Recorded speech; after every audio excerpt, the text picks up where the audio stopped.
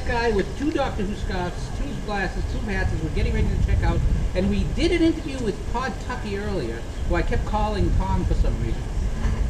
But now here's the Todd Tuckey. But now here is Frank, the man behind the camera, who's now in front of the camera. My traditional last interview was with Gabe, but I'll just upload this one first. We'll cheat a little bit. There's my it's on the pack right there. So, Frank, what did you think of your first Pintastic? What did you think? It was a lot of fun. I never even heard of it before. It reminds me of Chicago. Like I've done other pinball shows, but we actually go and stay at a hotel for a couple of days, and you get to play the games, you get to meet some designers. If you get a chance to do it, I'd say at least do it once. Now, was there anything that struck you different about this event than others that you've been in? There wasn't quite as much seminar time with the game design. Like, you do go to Chicago, a lot of those guys live there, so you get the George Gomez and Steve Ritchie, and I guess it's a little bit more difficult for those guys to come out here, whereas if you're in their hometown, you can get much more of them together at one time. Just down the road, so to speak. Yeah.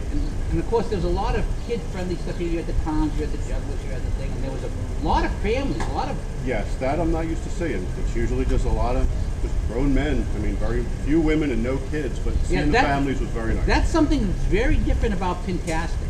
I mean, because when we were younger, it was just guys who were doing this stuff, but there were a lot of families, a lot of women who were just here with themselves, you know, women and other women who were here. Yeah.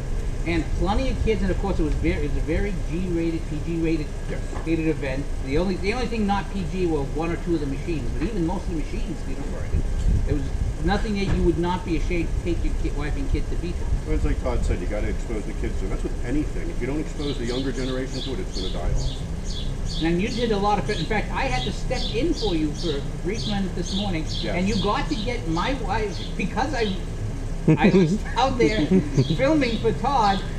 Your next video is going to display my wife coming in angry. It's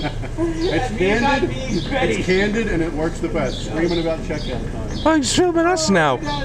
No, we're not ready. In fact, my wife's in the car. She'll start honking the horn any second. Well, she's got a different car. They actually drove down an hour from Pittsburgh to there's a buffet, or as Todd would make me say, a buffet. That's so ridiculous, don't say. But I already just did. You did it now, but don't walk in there and say buffet. No, it's actually rather fancy.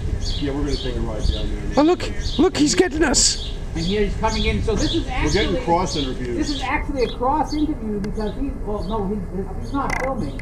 So it's not... I'm going to get in trouble already with my wife. So I said, Valerie, would you hold the camera? Crashing my interview. I said, Valerie, would you hold the camera? I'm going to see. Here's what came out of your wife's mouth. Did you silence the language?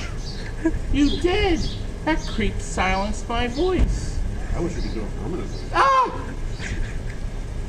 Now, for those of you who are used to my political videos, Todd is an internet sensation, especially among the pinball community. If you look at my lead post today, my lead post today is called "The Giants of Pinball," and Todd is the last of the giants listed because without a person who maintains, because these are all mechanical devices, without a person who maintains them, makes sure that they're working, you don't have a hobby, and you're dealing with equipment that's sometimes 30, 40, 50 years old, and you have to, and people expect you to make it work. You have to nurture it.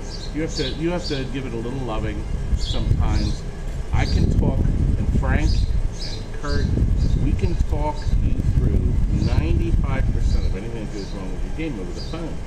Because keep in mind, 70% of everything we sell is way out of our service range. I mean, we're not driving to Sturbridge, Massachusetts to do a service call. So, when we sell the game to somebody, we tell them on the phone, are you going to be able to handle any simple repairs and stuff over the phone? We can tell you exactly what to do. We even, when we sell the game to them, we even give them a soldering iron, solder, spare bulbs, rubbers, fuses. Now we're actually in my town. We're lucky because there's a vending machine place just down the road. Actually, I went to school with the owner, and my father knew him. Hold that over him.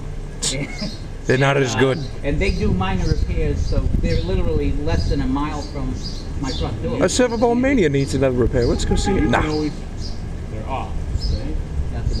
We made a lot of friends this weekend. A lot of, see, you can say to them, look, I happen to remember something that happened like 28 years ago, and I need a good deal of a pinball machine. Well, I'm just kidding. Peter would never be that way. Did you know I actually did a reverse on Peter? I had Peter filming me playing the game because I had he was still. He didn't bother to wake me up though. And in fact, I will embed this on my site later, but I actually got into big trouble with my wife because I was supposed to, you know, my son who's filming right now was still sleeping.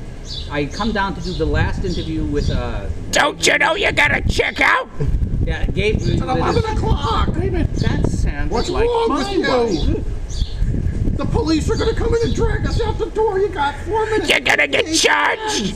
The women. Oh, you're getting thumbs down. I'm getting, I'm going. I don't worry. Look, another one. I don't worry about thumbs down. I do this. Remember, I do this is Every thumbs down is a it's usually straight reporting, but my wife comes in as I'm filming, and I lost track of the time, and you know, at this point, Frank has the camera. He's over there, and and I'm on film, and he's over there. Oh, don't worry, that red light means nothing. Yeah, she means the camera's broken. We love our women. Oh my God! That was funny. That was funny. Our women. Yes, we're very lucky to have the women we have, and actually we're going to have to cut this short because they're expecting me at the buffet, or as you said, buffet.